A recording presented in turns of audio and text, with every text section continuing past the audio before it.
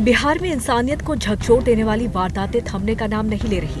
पहले गोपाल खेमका की दिन दहाड़े हत्या और अब पूर्णिया के टेटगामा गांव से आई एक दिल दहला देने वाली घटना, जिसे सुनकर रूह कांप जाएगी। यहाँ एक ही परिवार के 5 लोगों को डायन बताकर पहले पीटा गया और उसके बाद उन्हें जिंदा जलाकर मार दिया गया।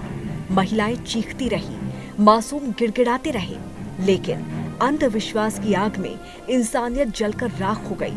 3 महिलाओं समेत 5 लाशें और चारों तरफ पसरा खामोशी का सन्नाटा। सवाल ये है, क्या 21वीं सदी में भी हम उस दौर में जी रहे हैं जहां इंसान की जान अंधविश्वास से सस्ती है?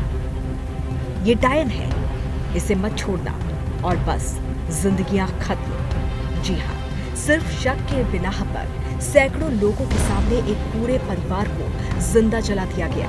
ये भयावह वारदात पूर्णिया जिला मुख्यालय से करीब 20 किलोमीटर दूर मुफस्सिल थाना क्षेत्र के टेटगामा उरांव टोला में हुई। अब आपको बताते हैं कि मरने वालों में परिवार के कौन कौन लोग शामिल थे। मृतकों के परिवार का मुखिया बाबूलाल उराव, उनकी पत्नी सीता देवी, बुजुर्ग मां सातो देवी, उनका बेटा मंजीत की पत्नी रानी देवी शामिल है। इस खौफनाक मंजर से सिर्फ एक शख्स बच पाया, 15 साल का सोनू, जो उस वक्त अपनी जान बचाने के लिए मौके से भाग निकला। जब सोनू ने पुलिस को अपनी आंखों देखी वो खौफनाक कहानी सुनाई तो हर कोई सन्न रह गया। पुलिस ने घंटों मशक्कत की और डॉग स्क्वाड की मदद से जल कुंभी के नीचे छिपाए गए जले हुए शवों को बाहर निकाला। शवों की हालत देखकर पुलिस कर्मियों के भी रोंगटे खड़े हो गए। गांव में अब सन्नाटा पसरा है, क्योंकि इस जघन्य हत्याकांड के बाद सभी लोग फरार हैं। पुलिस ने इस मामले में कार्रवाई करते हुए 2 आरोपियों को गिरफ्तार किया है, जिनमें एक तांत्रिक भी शामिल है। बाद में तीसरे आरोपी को भी हिरासत में ले लिया गया। मामले में एसडीपीओ पंकज कुमार शर्मा का मानना है कि 5 जिंदगियां अंधविश्वास की भेंट चढ़ गई। आज सुबह 5 बजे के आसपास सोनू कुमार, जिनकी उम्र 16 बरस होंगे, जिनके परिवार के साथ यह घटना कारित की गई थी, उनके द्वारा सूचना दी गई कि झाड़ फूक के नाम पे उरांव जाति के लोग, ये लोग उरांव जाति के ही थे, इनके परिवार के लोगों के साथ रात मारपीट कर गई और जलाकर इनके लाश को फेंक दिया गया। अनुसंधान करने के क्रम में जब हम लोग गाँव में आए, ये इनका के टेटगामा है, मुफस्सिल थाना अंतर्गत टेटगामा है, जो रजीगंज पंचायत वार्ड नंबर 10 के अंतर्गत आता है। जब हम लोग किए तो 5 व्यक्तियों के यहाँ से गायब होने की सूचना प्राप्त हुई। बाबूलाल उरांव, सीता देवी, मंजीत उरांव, रनिया देवी और काकटो मसूमात जो है। बाद में अनुसंधान के क्रम में अभी जब हम लोगों ने देखा है तो ये घिसरिया बहियार से इनकी 5 जली हुई लाश प्राप्त हो गई। क्या लग रहा है सर पूरा? इसमें एसपी महोदया भी जो है घटनास्थल पर तत्क्षण पहुंच गई थी। एसपी तो थे ही, हमारे एसएचओ भी यहाँ पहुंच गए। गिरफ्तारी भी हुई थी? गिरफ्तारी हमारी 3 हो गई। घटना के पीछे कारण क्या है? घटना के पीछे झाड़ फूक की बात मानी जाती है। ऐसा माना जाता है कि एक रामदेव उरांव थे, उनके एक बच्चे की 3 दिन पहले मृत्यु हुई थी और एक और उनके बच्चे की तबीयत खराब हो गई थी। ऐसा माना जाता है कि लोग झाड़ फूक करते थे और उनके द्वारा इसी क्रम में डायन होने या ओझा गुनी के नाम पर इनकी हत्या की गई। ये जला के पीट के? हाँ, बदी को देखने से तो लगता है कि इनके साथ मारपीट और जलाने की कार्रवाई की गई। तो सुना आपने, इस जघन्य हत्याकांड का कारण था अंधविश्वास। अंधविश्वास का वो जहरीला बीज जो टेटगामा गांव में सदियों से पनप रहा है। करीब 10 दिन पहले गांव के रामदेव उरांव के एक बेटे की बीमारी से मौत हो गई थी। इसके बाद उसका दूसरा बेटा भी बीमार पड़ गया। रामदेव के दिमाग में शक का कीड़ा कुलबुलाया कि इसके पीछे कोई डायन है। उसने बाबूलाल की मां सातो देवी और पत्नी सीता देवी को निशाना बनाया और उन्हें जादू टोना करने वाली डायन करार दे दिया। गांव वालों ने भी इस बात को सच मान लिया। एक पंचायत बुलाई गई, जहां ओझाओं ने अपनी राय दे दी और सातो और सीता देवी को डायन करार दे दिया गया। बस फिर क्या था, भीड़ ने फैसला सुना दिया कि इस परिवार को खत्म कर देना ही एकमात्र रास्ता है।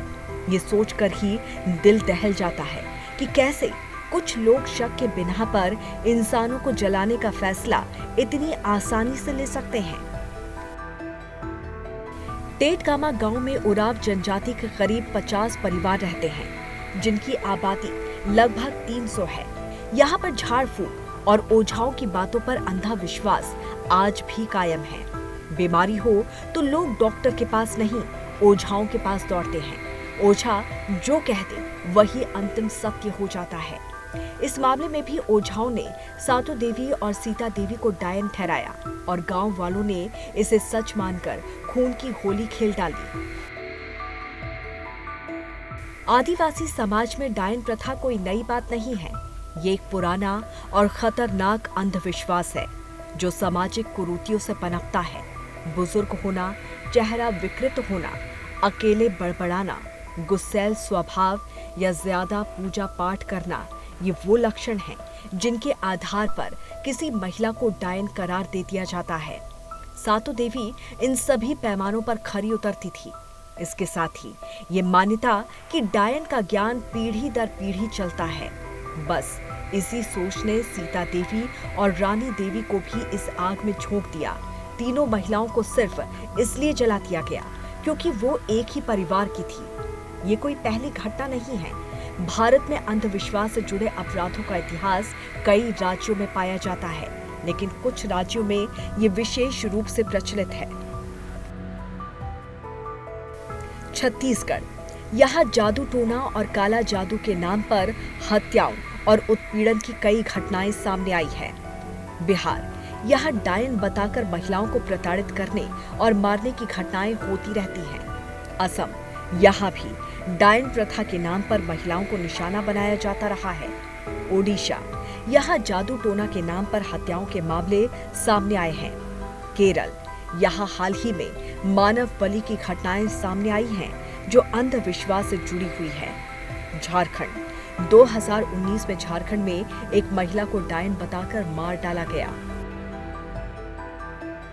इस घटना ने सियासी हलकों में भी हलचल मचा दी है। राजद नेता तेजस्वी यादव ने एक्स पर तीखा हमला बोला। पूर्णिया में एक ही परिवार के 5 लोगों को जिंदा जलाकर मार दिया गया। सिवान में 3, बक्सर में 3, भोजपुर में 3, बिहार में हत्याओं का सिलसिला थम नहीं रहा। अपराधी सतर्क हैं और मुख्यमंत्री अचेत हैं। उनके इस पोस्ट से बिहार की कानून व्यवस्था पर सवाल खड़े हो गए हैं। अंधविश्वास की जड़ें आदिवासी बहुल इलाकों में इस कदर जमी हुई हैं कि लोग कुछ भी मानने को तैयार हो जाते हैं। अशिक्षा की वजह से यहाँ पर जागरूकता कार्यक्रम भी फेल साबित हो रहे हैं।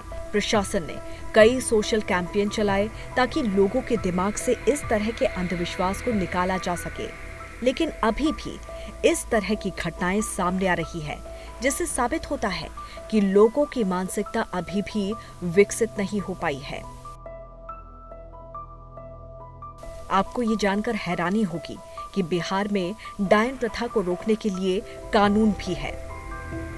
बिहार में डायन प्रथा को रोकने के लिए बिहार डायन प्रथा निषेध अधिनियम 1999 लागू किया गया है।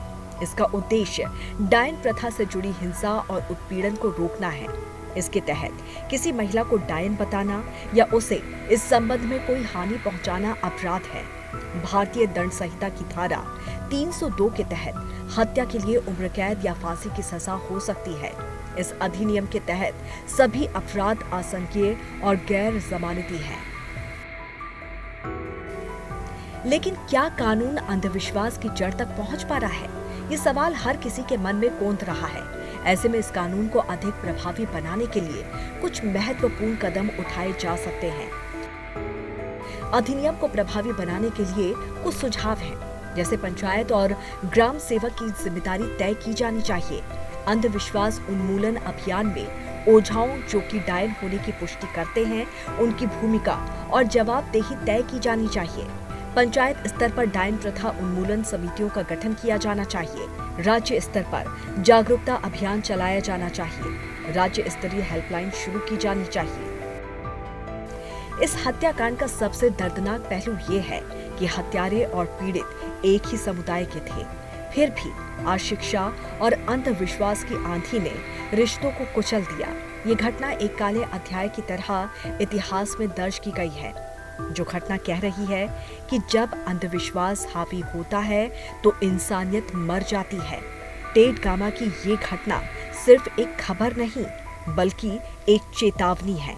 डायन प्रथा जैसी अमानवीय प्रथाओं को जड़ से उखाड़ने के लिए कानून और समाज दोनों को मिलकर लड़ना होगा।